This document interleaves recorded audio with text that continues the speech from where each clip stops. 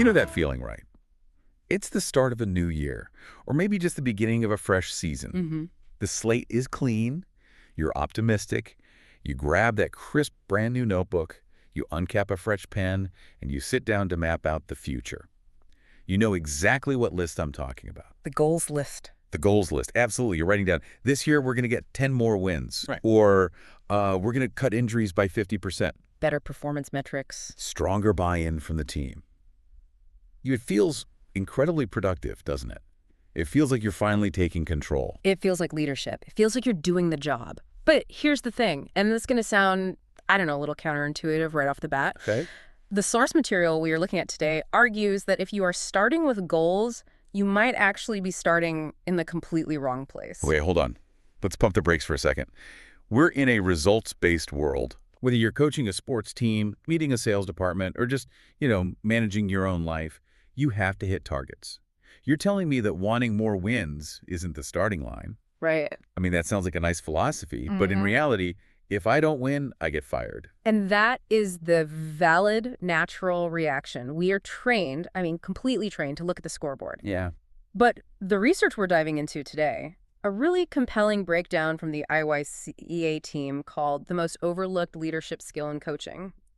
It isn't saying don't have goals. Okay. They are not saying winning doesn't matter. They're arguing that goals are the outcome, not the engine. So the goals are the destination, but they aren't the thing that gets you there. Exactly. Their argument is pretty radical in its simplicity. They argue that effective leaders don't start with tactical goals. They don't start with programming strategies. But what do they start with? They start with vision and values. Because if you don't have those anchored first, the tactical goals are just wishful thinking. Interesting. So before we get to the wins, the stats, the trophies, we have to figure out the who. Precisely. The premise here is that before you can lead athletes, before you can build a culture, you need absolute clarity on who you are and why you're doing this in the first place. And if you skip this step... Well, all those tactical goals are just houses built on sand. You might get a few wins, sure, but the structure will absolutely collapse under pressure. I see where they're going with this. So our mission for this deep dive is really to move you, the listener, from obsessing over what to do, the drills, the plays, tactics, and shift that focus to who to be, because apparently that's where the real power is. That's right. And it's not just some nice-to-have soft skill. It's the foundation of everything else. Let's unpack this, because I think a lot of us fall into what I'd call the trap of tactics. When I think about getting better at something, especially coaching, my brain immediately goes to strategy. I need a better communication strategy. I need better drills. A new playbook. Exactly. Why is that a trap? It feels like problem solving. It does feel like problem solving because it's tangible. You can touch a playbook, you can schedule a drill, but the source material describes this as surface level work. Okay. To explain why it's a trap, they use a really fascinating metaphor. They describe coaching not just as a job, but as a vehicle. A vehicle, like a car. In a sense, yeah. Think of it as a delivery mechanism. The source says coaching is a catalyst that expresses your beliefs and standards. So coaching is the vehicle for expressing you. Yes, exactly. But go deeper. The vehicle runs on the fuel of your personality, your beliefs, your internal state. Right. If you don't know who you are, what you believe, what you stand for, then the vehicle is just driving aimlessly. Or worse, and this is where it gets dangerous, it's being driven by your subconscious reactions. Not your intentional choices. Precisely. Yeah. And that brings us to one of the most striking concepts in this reading. The one that, honestly, it made me pause. The idea of leakage. Leakage. It's a vivid term, isn't it? It really is. It sounds like a plumbing issue, to be honest. Yeah. But in this context, it sounds a lot more serious. It is. The theory is this. If a leader is not clear on their vision and values, those internal things, they don't just vanish, they still exist. Okay. And when pressure is applied, they show up, they leak out, whether you want them to or not. So give me a concrete example here. If I haven't sat down and decided, I am a coach who values patience, what does leakage look like on a Tuesday afternoon practice? Okay, great question. Let's say you think you value discipline and composure. You write it on the whiteboard. We are a composed team. Right. But deep down, you haven't actually done the work to become a composed person yourself. You're anxious about winning. You're insecure about your job. Which is relatable. We all have that anxiety. Of course. But because you haven't processed that, when a referee makes a bad call in a tight game, what happens? You explode.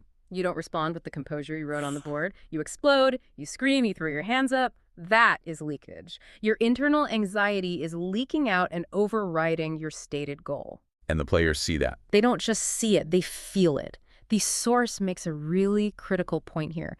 Athletes don't follow what you say. They follow what you do. They Right. follow what you consistently model. So if there's a disconnect between what you say you want, like composure, and who you actually are, that's leakage. And your team instantly loses trust.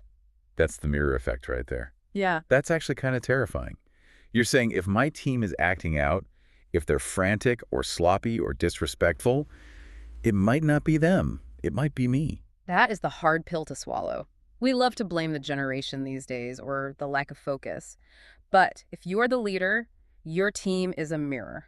Wow. You can give the best motivational speech in the world about staying calm under pressure, but if you're leaking stress, they will reflect stress right back at you. So this isn't something you just do once when you get hired. Write a mission statement, file it away, and hope for the best. No, and the source is very specific about that. This is a recalibration every year. A recalibrate. Yeah, just like you tune up a car, to stick with the metaphor. You have to tune up your internal alignment to make sure you're still pointed in the right direction. Because life happens. We get cynical. We get tired. The alignment drifts. Okay, so let's talk about that direction. We mentioned vision. Now, I have to be the skeptic again. Go for it. When I hear vision, I admit, my eyes glaze over a bit. I think of some corporate mission statement framed in a lobby that nobody reads. We strive to leverage synergies for excellence. Yes, blah, blah, blah. Is that what we're talking about here? Because that does not help me coach better. Thankfully, no. That corporate fluff is useless. This is much more personal. A coaching vision isn't a slogan for a website. It's about personal alignment. Okay. And the source suggests it centers on two pretty profound questions. First, who am I becoming through this work? That stops me in my tracks. Yeah. Who am I becoming? Usually I think about what I'm getting, money, wins, maybe what I'm doing. But asking who you are becoming, that flips the script. It does. It acknowledges that the act of leading changes you. Coaching is a high-stress, high-emotion environment. If you aren't careful, you can become cynical or bitter. Right. This question forces you to choose your own trajectory. And the second question. The second question is the external counterpart. What kind of people do I hope my athletes become as a result of being coached by me? Okay, but again, devil's advocate, I hope they become winners. I hope they become champions. Is that a valid vision? It can be part of it, sure. But is it enough to sustain you when you lose? The source gives some beautiful examples of what this vision might look like beyond the scoreboard. Like what? For some, it's about developing confident and resilient humans. I like the one in the text about creating environments of trust and accountability. That feels really actionable. Right. Or here's a really powerful one. Being the specific coach they once needed but never had. Oh, that hits home. Huh. I think everyone can remember a time in their life, maybe high school, early career, where they needed a mentor and didn't have one. Imagine basing your entire leadership vision on filling that gap for someone else. It changes everything, doesn't it? Suddenly, a Tuesday afternoon practice isn't just about running lines, it's about fulfilling that vision. It gives meaning to the mundane. And the source does note that for some, the vision is about mastery and excellence. And that's okay too. We aren't saying you have to be a teddy bear. Absolutely not. The source explicitly says none of these are wrong, but clarity matters. That's the key, clarity. Because when your vision is clear, decision-making becomes simple. Simple. Leading people is never simple. Okay, let me rephrase. It becomes clearer. Not necessarily easy, but simple. How so? If your vision is developing resilient humans, and an athlete makes a mistake in a game, you don't wonder what to do.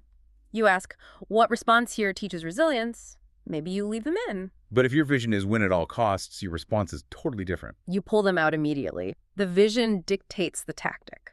So if I'm wavering, or if I'm stressed and don't know how to handle a situation, it's probably because I've lost sight of that vision. Exactly. The vision is the filter. Without the filter, you're just reacting. And that's where the leakage happens. Okay, so that's vision, the North Star, so to speak. Now let's get into the grid of it. Values. The source defines values in a way that I found really intense. It says values are what you're willing to protect, reinforce, and sometimes lose for. Lose for. That is the crucial part of the definition. It's easy to have values when things are going well. Sure. Everyone values integrity when no one is offering them a bribe, right? Everyone values fitness until they're tired. But the source says values only truly matter when they are tested. Okay, let's look at the stress tests mentioned in the text. I want to really dig into these because this is where the rubber meets the road. The first one was effort. Right. If you value effort, how do you respond when effort drops? Well, you yell at them. You tell them to work harder. But what if it's your star player? Your top scorer, the one who puts fans in the seats and wins games, is giving 50% effort in practice. They're lazy on defense.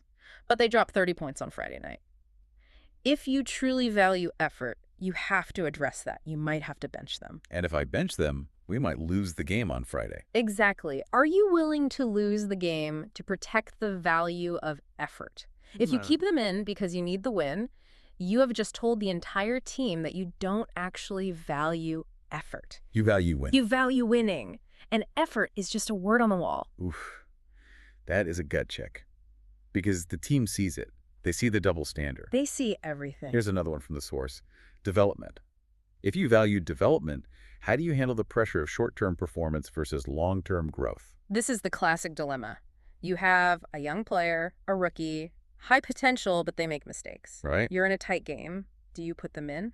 If I'm being honest, probably not. I play the seniors. I play the safe bets. Which is a valid strategy if your value is safety or results. But if you claim your value is development, you have to play them. You have to be willing to take the hit today for the growth tomorrow. It sounds like the source is just saying we need to stop lying to ourselves. That is exactly what they're saying. The dissonance between what we say we value and what we actually do is what destroys culture. There was also a note about respect. What happens when emotions run high? This goes right back to the leakage concept. If you say you value respect, but you scream at a player when your blood pressure is up, You don't value respect. well, your value is actually venting emotion, not respect. You value your own emotional release more than the dignity of the person you're yelling at. That's tough to hear. Yeah. But the source brought up an interesting psychological point here about how we find these values. It suggests we can discover our values through not wanting. Yes, discovery through negation. It's fascinating. Sometimes we don't know what we stand for until we see something we absolutely cannot stand. Like what? You might see another coach humiliate a player, and you feel this physical revulsion. That reaction tells you, I value dignity. Or maybe you walk into a locker room that is a mess, trash everywhere, and it just drives you crazy. That tells you, I value order and pride in our environment. So pay attention to what makes you angry. Pay attention to what you refuse to tolerate. That's a huge clue to your core values. Yeah. And once you identify them, you realize that these aren't just coaching values. They're life values. You don't have work values and home values. You just have values. Which makes sense. You can't really be a person of integrity at work and a liar at home. Yeah. I mean, you can try, but that sounds exhausting. It's unsustainable. The leakage will happen eventually. You are one person. Okay, so you've convinced me. We need vision, we need values, but right now this is all very conceptual. I want to bring this down to the ground. Let's do it. The source provides a simple exercise to start the year. A 10-minute exercise. And we love a 10-minute commitment. It feels doable. So for you listening, maybe pull over or pause this. But the rules are, take 10 quiet minutes. No editing, no perfectionism. Just right. That no editing part is key. You want the raw truth, not the polished PR version of yourself. Question number 1. Why do I coach? And the source warns us here, don't give the surface answer. Don't just write because I love basketball. Dig deeper. How does coaching add to your life, to your legacy? Right. Is it because I love the strategy? Is it because I love the power? Is it because I love seeing the light bulb go on for a kid? Be honest. Even if the answer is, I like being in charge, acknowledging that helps you understand yourself. It helps you catch yourself when that desire for control becomes toxic. Good point. Okay, question number 2, the 10-year test. This is my favorite. What do I hope athletes say about being coached by me 10 years from now? What do I want to be known for? 10 years is a long time. It's hard to think that far ahead when I'm worried about next week's game. And realistically, they won't remember the score of some random game in 2026. They won't. They'll remember how you made them feel. They'll remember if you believed in them when they didn't believe in themselves. We'll remember if you were fair. This question forces you to think about your eulogy virtues, not your resume virtues. Right. Do you want them to say, Coach taught me how to shoot a layup, or Coach got me how to handle failure. Exactly. And if you write down, I want to be known for believing in people, it changes how you handle the kid who was in a slump today. How so? Instead of seeing them as a liability to your win-loss record, you see them as an opportunity to fulfill that 10-year vision. That shifts the perspective completely. Okay, question number 3, the non-negotiables. What behaviors do I refuse to compromise on, even when it costs me? This goes right back to the definition of values we talked about. What are you willing to lose for? Writing this down is powerful. It's a contract with yourself. I will not compromise on punctuality. I will not compromise on respectful language. Once it's written down, it's much harder to ignore when the pressure is on. It creates a standard. And then once you've scribbled all this down, the expert in the text throws down the gauntlet with one final ultimate question. It's the confronting question. Does the way I coach right now reflect the leader I want to be? That is the heavy hitter. That's the one where you might need a minute after answering. It is. Because for most of us, if we're honest, the answer is not entirely, or Yeah. sometimes. And that gap, the gap between the leader on that paper and the leader who showed up yesterday, that is your work for the year. It's not about beating yourself up, though, right? No, not at all. Guilt isn't productive. This is about alignment. The source calls it recalibration. You're just checking the compass. Oh, I drifted a bit off course. I've been focusing too much on winning and not enough on development. Time to steer back. It's a correction, not a condemnation. And this brings us full circle.